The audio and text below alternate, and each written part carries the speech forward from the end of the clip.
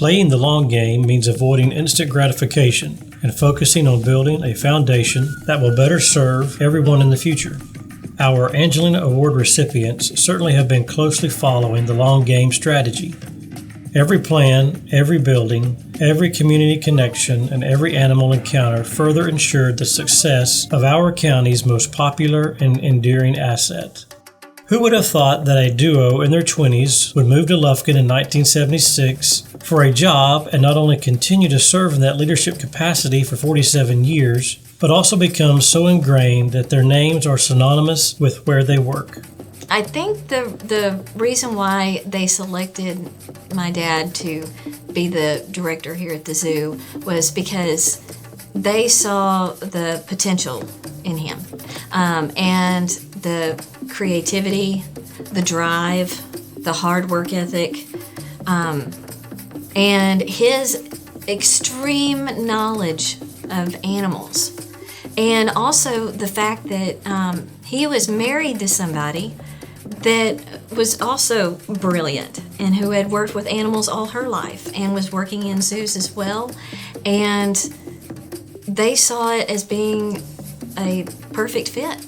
Yes, Lufkin got a 2-for-1 deal in one hire, but only time would show just how much the two would bring, not only to the entity, but also their family, staff, the entire community, and zoos around the world. Their longevity is probably because of the fact that they're pretty easygoing. They are not somebody that's going to bounce around. I think they came here 47 years ago to build a zoo in a small town, and I think they've done a really, really awesome job of doing that. Our award recipients lived for and loved animals well before they came to Lufkin. In an interview with the Diboll History Center, Gordon described an outing to the Memphis Zoo he took with his father. He said, "While we were looking at the elephants, one of them took a snout full of water and gave us a shower, so I told myself that was what I had to do." Both Gordon and Charlotte's world revolved around animals.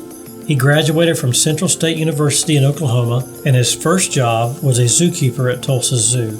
He moved up quickly to associate curator of herpetology and took over the bird collection as well.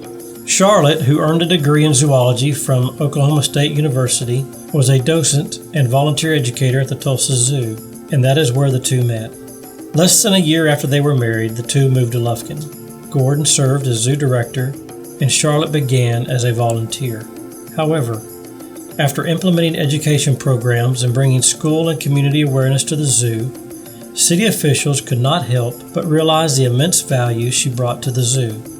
In her 4th year, she became a full-time employee and continued to grow the education programs and put into place the quality programs that continue to this day, including Zoo Tots, Zoo Safari, Junior Zookeeper, teacher programs, and school visits, just to name a few. When the two arrived in Lufkin, the zoo had about 120 animals, including genets, meerkats, hornbills, bobcats, and of course a hippopotamus, along with 6 full-time employees. They worked with a budget of about $50,000. In comparison today, there are approximately 900 animals in the zoo's collection, 25 employees. It operates on 15 acres with a budget of more than $1 million and hosts an average of 150,000 visitors a year. I'd just like to say that it's been really enjoyable working with Gordon and Charlotte and being on the board of directors and seeing the growth that we've had at the zoo. And hopefully, I know that we will continue that growth. While the two grew the zoo, they also raised a family. Their children, Jennifer and Brian, are very much like their parents. Animals and conservation are a large part of their lives. Brian is in the herpetology department at the Cameron Park Zoo in Waco, and Jennifer teaches science and is heavily involved in the zoo as president of the Friends of Ellen Trout Zoo Board. With my parents being so active at the zoo, things didn't stop at 5 o'clock at the zoo. So, we lived there, like we have a house there. At 5 o'clock, sometimes we would be out in the zoo still doing stuff.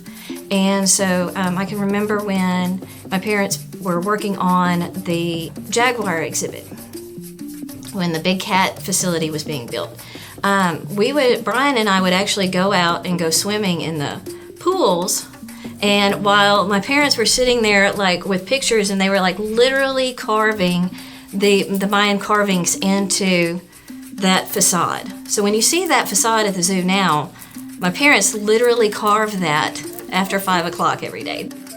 In 7th grade, when I went to school, I got dropped off in the zoo van because that was that's what my parents were going to work to go do something after they dropped us off. So that zoo van pulled up at Dunbar, and it was painted with lions on the side, said "Follow me to the Ellen Trout Zoo."